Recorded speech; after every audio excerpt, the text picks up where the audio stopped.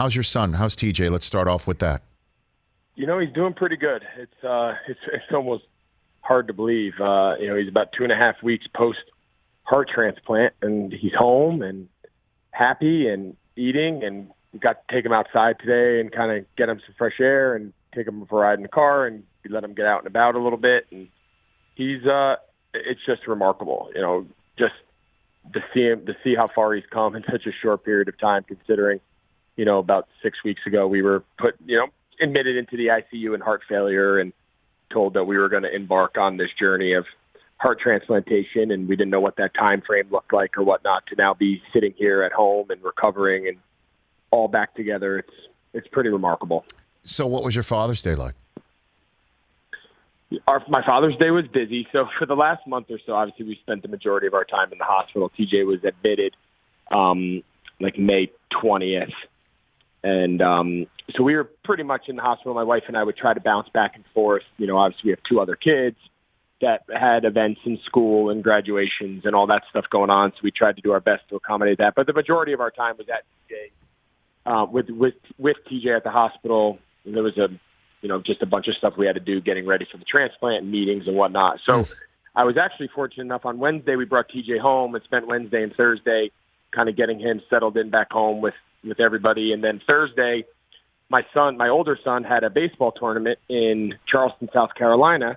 So since TJ was home and recovered last minute, I was able to get up and take my son down there and spent the weekend with him and my dad, just the 3 of us at a baseball tournament, and then came home yesterday and spent the rest of the day all together for Father's Day. So it was, all in all, it was a great Father's Day.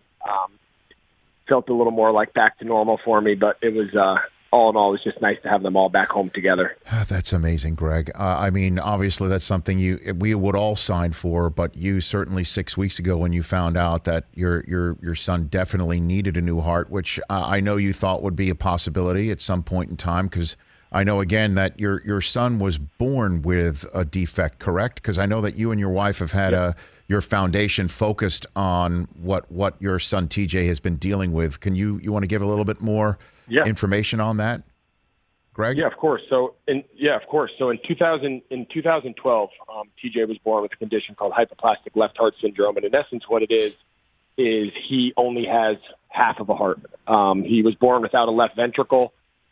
Just never grew when he was developing in utero, and if left untreated, it's just 100% fatality. So he had his first open heart surgery to rework the kind of the plumbing of his heart when he was 2 days old.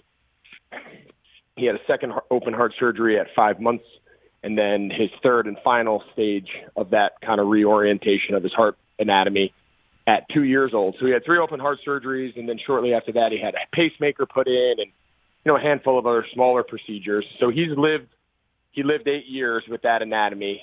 And we always knew, like you said, that there was the possibility of that single ventricle, what they call it, failing. And that's in essence what happened to his. We were hoping it would last a little longer, but for him, it lasted 8 years.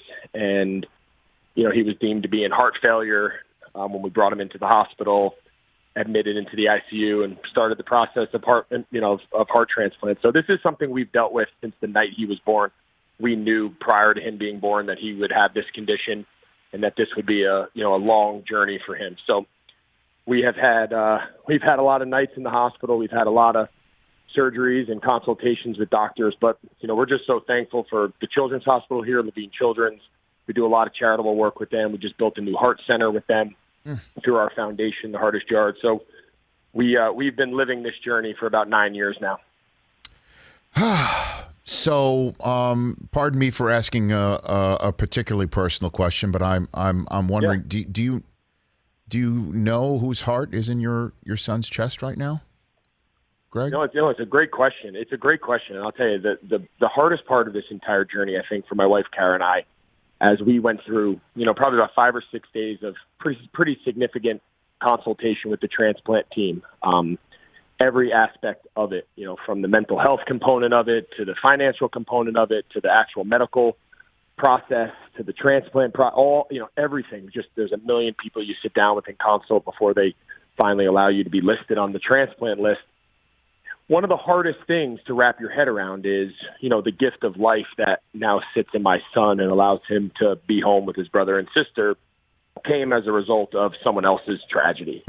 And right now, unfortunately, that's the only way that this can go on. There's a lot of research out there and a lot of studies being done as we speak about the process of being able to grow your own tissue and grow your own organs so that it didn't have to be reliant on someone else's passing. But as we stand here today, that's just the way the heart donation process works. And but no, they are not allowed to tell us any of the information. We don't even know what center it came from. We don't know the circumstances of what happened, the age. We don't know anything.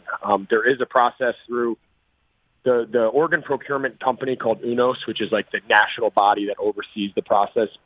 They do have a way that the recipient family can write a letter to the donor family, and then the ball's in their court whether or not they want to engage with us to share more information. But I'm sure at some point that'll be something that we get into. But as we stand here today, we don't know anything about the situation. Well, in terms of what we know, Greg Olsen, about the situation, a lot of it is because you and your wife have been so sharing and posting videos of TJ and what he looks like and sounds like. It's just it really is a beautiful thing, Greg. And also his siblings as well being there, where he's talking to them about, hey, we have an offer for a heart transplant, and seeing their reaction and giving him a hug and just seeing TJ just smiling like he basically told him he got a good grade in school, And my wife and I, as we've gone through this parenting gauntlet, which it is sometimes. When my our children have had something not nearly as serious, obviously, as this, but it is something that requires a stitch or something that does require preparing the child for something. We were always told it's going to hurt you more than the kid. It's going to affect you more than the kid. How is your son handling all this and providing you and your wife even comfort with the way that he might be handling it? I'll tell you what, Greg? he handled it. You just hit the nail on the head. It was 1,000 times more stressful and agonizing, and I think my wife and I had way more sleepless nights through this process than he did. He was content being in the hospital, walking around with his IV bag and his backpack, playing air hockey in the child's life room and building a wooden. Every day that we spent there with him, whoever spent the day or the night with him, it was an awesome day to him. And his outlook on that in life, that's anyone who knows TJ, that's him. He makes the most of everything. He doesn't have any doesn't have any FOMO, right? Like we joke, TJ's the non-FOMO. He doesn't fear, all right, the other kids are at a baseball game and I had to stay home. That's okay. I hope they win. That's his attitude. And we always say, he was put in this situation because he's one of probably our only kid and one of few kids who has the outlook and the mental outlook to be able to take it as best in stride as possible. And whether this has caused him to have that attitude or his attitude was there to begin with, it's hard to say, but he's handled this with way more grace and way more optimism. He never felt sorry for himself. He never felt like life was unfair. He never looked at it from the negative. And it's a big reason. They told us going in, the mental health component. They spent a lot of time with TJ and child psychologists and the family preparing him. And I think the mental component of it is why he has had such a good recovery, because he never once felt sorry for himself or got down on himself. And we all know your brain controls so much of your outlook, and for him, it's a perfect example of that. Amazing, Greg. Just truly amazing.